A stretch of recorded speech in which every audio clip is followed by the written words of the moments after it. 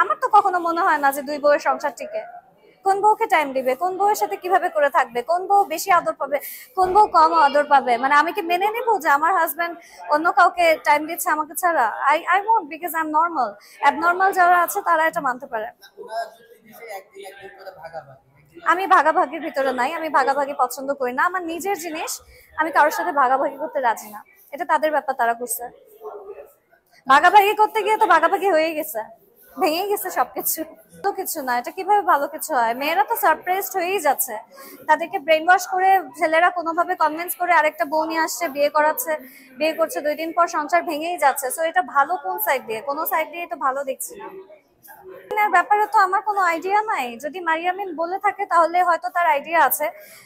O live in হয়তো করেছে, বা তার কাছে মনে হয়েছে লিভ ইন করলে it is a good idea, because বাইরের দেশে এগুলো করে। বাট বাংলাদেশের জন্য আমার মনে হয় না এটা এখনো ওইভাবে করে মানে ট্রেন্ডটা চালু হয়েছে বা করাটা উচিত, কারণ আমাদের সোসাইটির চিন্তা ভাবনা একটুখানি ডিফারেন্ট। সো আমার মনে হয় না যে লিভ ইন একটা ট্রেন্ডে আসা উচিত এখন। এটা আসলে সোসাইটির উপর কি এফেক্ট করবে জানি না। লিভিনে যদি একবার মানুষ মজা পেয়ে যায়, আর আমাদের দেশে যে পরিমাণ মানে থার্কি লুচ্চা টাইপের মানুষ আছে, তারা সারা জীবন লিভিংয়েই থাকতে চাইবে, তারা কখনো বিয়ে করতে চাইবে না। So I think living is a very bad idea for Bangladesh. Question হলো আপনি কয়টা লিভ ইন করবেন? আপনি ধরেন আমি 3 বছরের জন্য একজনের সাথে এখন লিভ ইন করছি। 3 বছর পর আমার মনে হলো না, তার সাথে বিয়ে করা ঠিক হবে না, সে ভালো না।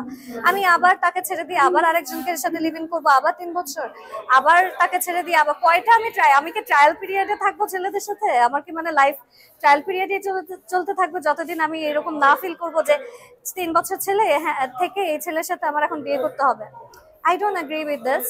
I think মানুষ পরিচিত হওয়ার জন্য, চেনা জানা হওয়ার জন্য তাদের সাথে কথা বলা একটা ব্যাপার থাকতে পারে, বাট আলটিমেটলি বিয়েটাই সলিউশন। দুইটা বিয়ে করে কি মানে সংসার ঠিক আছে ওদের? আমি তো জীবনেও আমার হাজবেন্ডকে অ্যালাউ করবো না আরেকটা বিয়ে করতে।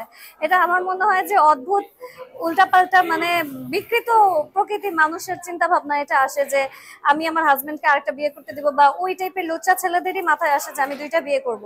আই ডোন্ট থিঙ্ক আমি কখনো আমার হাজবেন্ড বা আমার বয়ফ্রেন্ডকে কারোর সাথে শেয়ার করবো। আমার নিজের জিনিস আমি কেন অন্য কারোর সাথে শেয়ার করবো? সবকিছু আহ সবকিছু শেয়ার করা ঠিক না। নিজের জিনিস সবসময় নিজের কাছেই রাখা উচিত।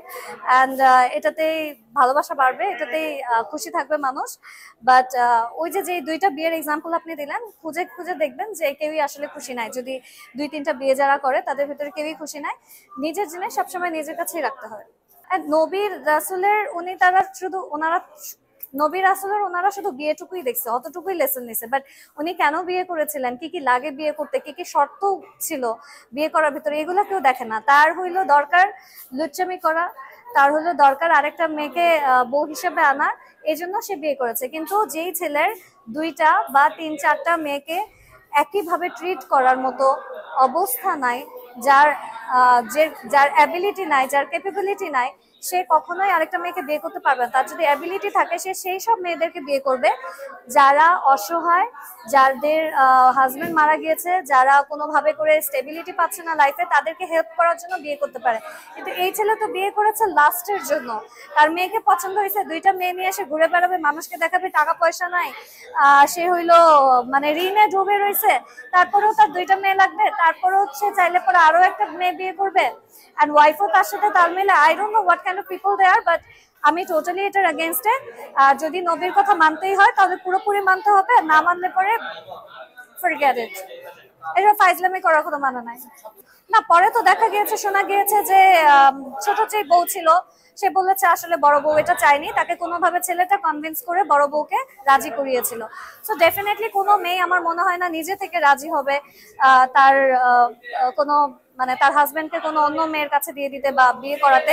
অ্যাটলিস্ট নর্মাল মেন্টালিটি যাদের মানে সেম মাইন্ডে কেউ এটা চাবে না। কেউ যদি পাগল হয়ে যায় কোনো মহিলা মেয়ে বা কোনোভাবে করে ব্রেন ওয়াশ হয়, তাহলেই সে শুধু রাজি হবে। কার যদি মেন্টাল প্রবলেম থাকে তাহলে সে নিজে থেকে চাইবে, আর না হলে হাজবেন্ড তাকে খুব সুন্দর করে কনভিন্স করে বিয়ে করার ট্রাই করবে।